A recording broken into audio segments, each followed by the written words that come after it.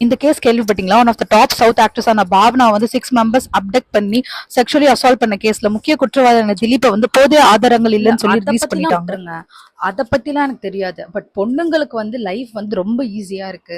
அவங்களுக்கு வந்து அவங்க ரோட்ல இறங்கி நடந்து போயிட்டாலே சும்மாவே கூப்பிட்டு வேலை குடுத்துருவாங்க. ப்ரமோஷன் கிடைச்சிடும்.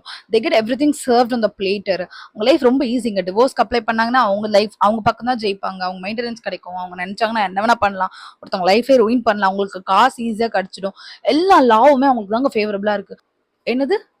நெறைய பேருக்கு வந்து ரேப் பண்ணப்பட்டவங்களோட அந்த கிரைம் பண்ணவங்க எல்லாமே வெளிய ஜாலியா சுத்திட்டு இருக்காங்க.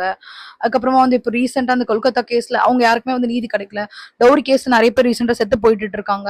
அந்த பொண்ணுங்களுக்கான நீதி நெறைய பேருக்கு கிடைக்கவே இல்ல. அந்த ஹஸ்பண்ட்ஸ் எல்லாம் நெறைய பேர் அரெஸ்ட் பண்ணவே இல்ல. தொடர்ந்து டவுரி கேசஸ்ல வந்து இன்னும் செத்துட்டு தான் இருக்காங்களா? ஏங்க அதெல்லாம் கிரவுண்ட் ரியாலிட்டி. ஓகேவா? அதெல்லாம் புரிஞ்சுக்க முடியாது. அதுக்கு அளவுக்குலாம் ஐக்யூலாம் எங்களுக்கு இருக்காது. அது நாங்க ட்ரை கூட பண்ண மாட்டோம். ஓகேவா? சிம்பிளா நாங்க சொல்லுவோம் டிவோர்ஸ் கேசஸ் எல்லாமே பெண்களுக்கு தான் ஃபேவரபிளா இருக்கு. எனக்கு புரியலங்க. எனக்கு எவ்ளோ நாங்க இம்பார்ட்டன்ட்டான விஷயத்த பத்தி பேசிட்டு இருக்கோம். பொண்ணுங்க தாலி போட மாட்டேங்கிறாங்க, மெட்டி போட மாட்டேங்கிறாங்க, ரீல்ஸ் போடுறாங்க. பொண்ணுங்க வந்து சமைக்க மாட்டேங்கிறாங்க.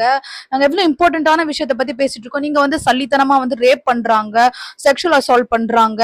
அதுக்கப்புறமா வந்து டவுரி கேசஸ்னால வந்துட்டு செத்து போயிட்டு இருக்கோம். இந்த மாதிரி சிலியா பேசிட்டு இருக்கீங்க. இந்த மாதிரி பண்ணிட்டு இருக்காது.